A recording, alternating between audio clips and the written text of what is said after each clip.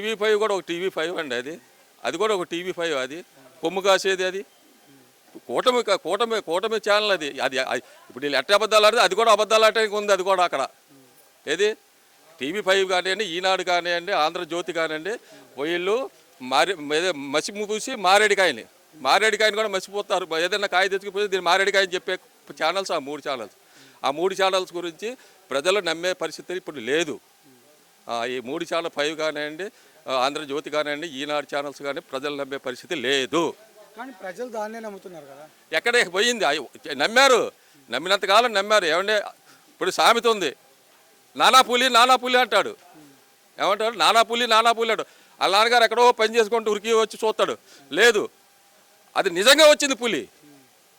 అరే వీడు అంతే లేరా అని చెప్పని ఆయన పని ఆయన చేసుకుంటున్నాడు. జరిగే పని జరిగింది పిల్లోడికి.